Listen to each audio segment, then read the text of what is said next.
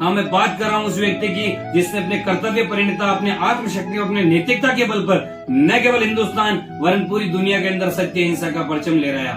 अपने गुरु गोपाल कृष्ण गोखले के निवेदन पर 1915 के अंदर वे भारत आए और आते ही उनके गुरु ने उनको कहा, आपको हिंदुस्तान का भ्रमण करना चाहिए। जब गांधी ने हिंदुस्तान का भ्रमण किया तो उसका निष्कर्ष ये निकला कि जो Gandhi coat pant suit boot पहनते थे उन्होंने उसी क्षण उसका त्याग कर दिया।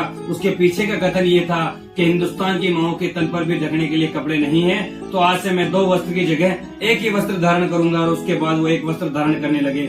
उनके बाद में उनके संघर्ष की यात्रा शुरू हुई 1917 चंपारण आंदोलन से और ये आंदोलन सफल रहा। उसके बाद में 1 अगस्त 1920 को असहयोग आंदोलन का आगाज किया गया और पहली बार हिंदुस्तान के अंदर विदेशी वस्तुओं और वस्त्रों की होली जलाई गई और बड़े पैमाने पर बहिष्कार किया गया।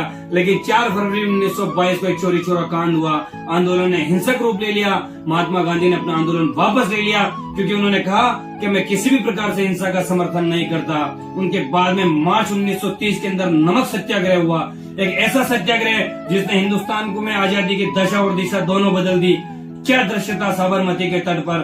आंदोलनकारियों की एक टुकड़ी आगे जाती, अंग्रेज उन पर लाठीचार्ज करते, लेकिन पीछे की तरफ जो हमारे आंदोलनकारी थे वो उनको हटाते और खुद उनकी जगह आ जाते।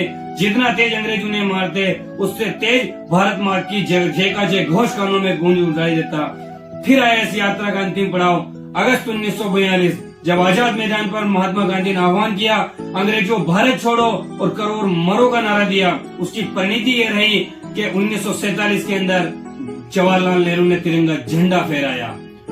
फिर एक राक्षस आया नाथूराम गोडसे।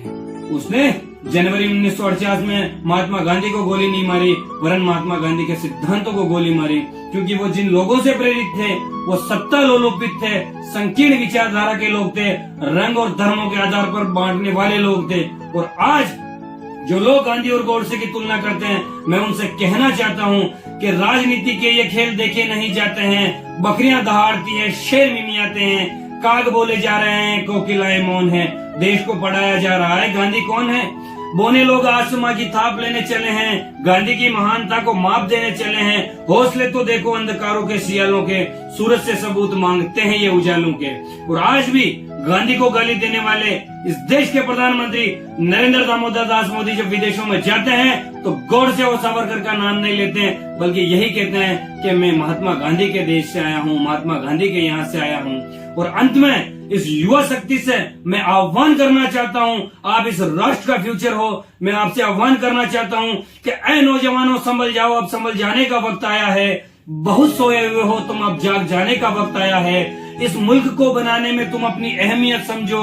नौजवानों, तारीख वही 15 अगस्त 1947 दोहराने का वक्त आया है। तभी सूरज से लो, आसमां से बिजलियां खींचो, जुल्म की आंसियां पर बिजली बरसाने का वक्त आया है। धधक रही है शहीदों की चिताएं फिर से, धधक रही है शहीदों की चिताएं फिर से। आज फिर महात्मा गांधी को याद करने का वक्त आया है। उठो महात्मा गांधी के मानने वालों, उठो महात्मा गांधी के मानने वालों, आज फिर शहीदों के अफसानों को जगाने का वक्त आया है।